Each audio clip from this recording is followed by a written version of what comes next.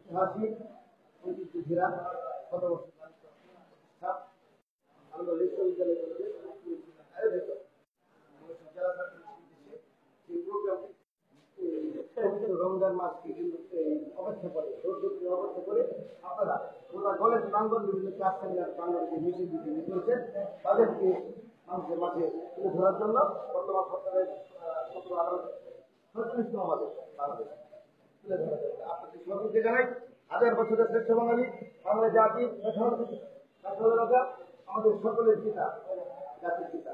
শেখ মুজিবুর রহমানের নির্বাচন সংগঠন বাংলাদেশ ছাত্রলীগ উপস্থিত সকলকে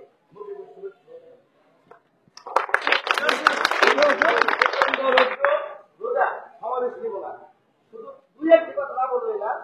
বিশেষভাবে আমরা আজকে যে বাজেটের মিছিলের প্রতিবাদ মিছিল হবে গোটা বাজেটকে শেখ হাসিনাকে আমাদের মমতা জননী দেশের শেখ হাসিনাকে আমরা অভিনন্দন জানাচ্ছি কেননা আমরা ছাত্রলীগ বিশ্বাস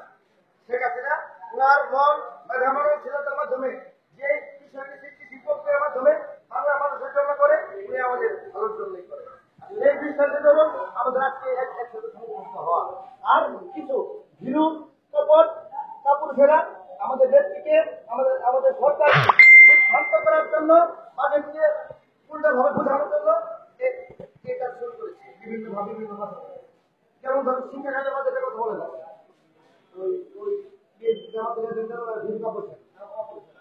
ওই মুক্তিযুদ্ধের খাতে কথা বলে নাই কৃষি খাতের কথা বলে নাই এইসব খাতগুলো দিচ্ছে নিত্য প্রয়োজনীয় সম্পদ এই খাতে কিন্তু আমাদের কোনো কর নাই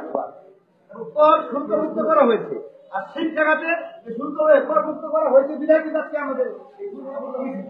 আর এই বিষয়গুলো আপনাদের জানাতে হবে আরেকটা বিষয়টি ওই আটবারই সূত্র বিষয়টি বাংলাদেশের শুরু থেকে অদ্যবধি পর্যন্ত আমরা জানা নাই ইতিহাসের পাতাও নাই যে কখনো বাজেট নিম্নগামী হয় একটা মাসের দেশের প্রবৃদ্ধি বাড়ার সাথে সাথে বাংলাদেশের দেশের বাজেট বৃদ্ধি পায় সেই জন্য এবারের বাজেটও বৃদ্ধি পেয়েছে এবারের বাজেট হচ্ছে যেহেতু বাংলাদেশ ডিজিটাল বাংলায় রূপান্তরিত হয়ে যাচ্ছে বাজেটটা একটু আমাদের ডিজিটাল ভাবে এগিয়ে যেতে হবে আর এই এগিয়ে যেতে হবে বিধায় কিন্তু ওই বিশেষ বড় বড় খাতগুলোতে গুরুত্বপূর্ণ খাতগুলোতে করমুক্ত করা হয়েছে আর যে খাতগুলোতে বিলাসবহুল থেকে শুরু করে মানুষের অর্থ প্রচুর সম্পদ বৃত্ত ব্যাংকে জমা রেখে ব্যাংক থেকে মুনাফা খায় ওই মুনাফা যাতে কম খায় সেই জন্য ওই মুনাফা বন্ধের জন্য এই আফগান শিশু করা কারণ বাংলাদেশ সরকার একটা জিনিস চিন্তা করে দেখেছে এই ব্যাংকে যে পরিমাণ বিলিয়ন কোটি টাকা মানুষ অলস ভাবে জমা রেখেছে এই অর্থগুলা ব্যবসায়িক ক্ষেত্রে যদি বিভিন্ন বাণিজ্যিক ক্ষেত্রে বিনিয়োগ করে মানুষ দেশের প্রগতি বৃদ্ধি হবে রেভিনিউ বৃদ্ধি পাবে আর সেই ধারাবাহিকতায় বাংলাদেশ সরকার এতটুকু নিশ্চিত করেছে মানুষের টাকা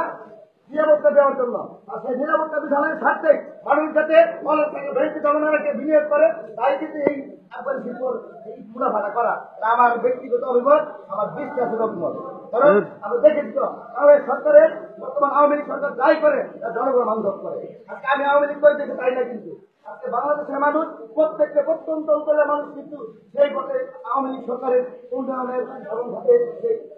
জলে ভাসছে আজকে যখন বাংলাদেশ বিশ্বের ব্যাপারে মাথা উত্তীর্ণ ধারাকে বিশ্বের 144টি শান্তিপূর্ণ দেশের মাঝে বাংলাদেশ একটি গুরুত্বপূর্ণ ওই স্থানে আছে তা ওই পরাধীন শক্তিদের নজর কেড়েছে এবং তাদের হাতে খুব ঘা লাগছে কারণ